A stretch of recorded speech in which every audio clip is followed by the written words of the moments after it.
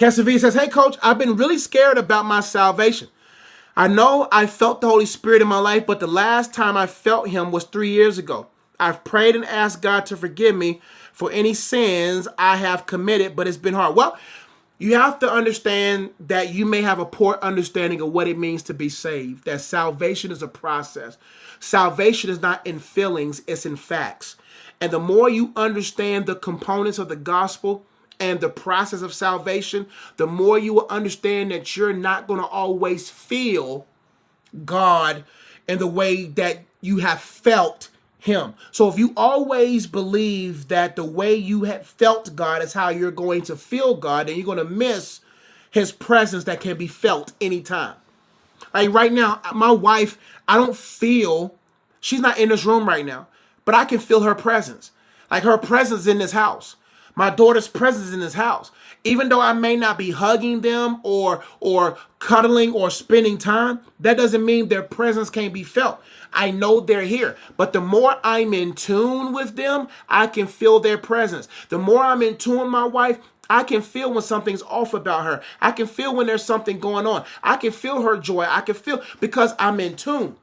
And so the more you become in tune factually about who God is, and you eradicate the idea that he's not there or you haven't felt him from 3 years ago, you don't want to take an emotional moment in a church or an emotional moment that you may have had that God may have been there, or it could have just been the organist.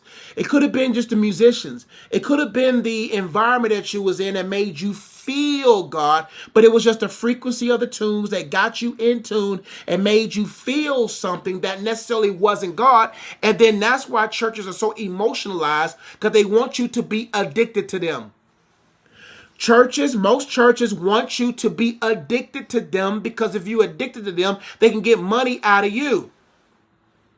So they create these quote unquote experiences. One of the most carnal, one of the most demonic terms for a church service is an experience. An experience can be designed. An experience can be conjured up. An experience can be created. You cannot create the experience of God. You can't. God don't need your guitar. He don't need your piano. He don't need your lights. He don't need your smoke. He don't need your songs. He don't need none of that stuff for him to be felt. And because these churches have become emotionalized and entertaining and created these experiences, that when you experience the church, they'll make you feel like you're experiencing God, but you didn't even experience God, because why are you still in your sin and you've been in that same experience? Because when you experience the awesomeness of God, when you experience the holiness of God, you can't be the same. When you experience the fire of the real God, you cannot leave the same. How are you going to go in that church, done slept with that man, leave the church, go sleep with him again? What did you experience? How are you going to go in there smoking and then you go back out smoking? You go in there drinking and go back out there drinking. You go out there hoeing and you go back out hoeing. How can you do that when you've been having experiences with God? How you can go in there self-righteous and then leave self-righteous? How you go? How? If God is present, sins fall off.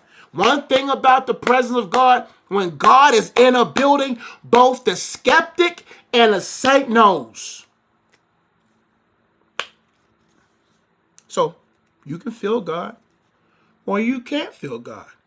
But that doesn't change that God is not there. Hope that helps.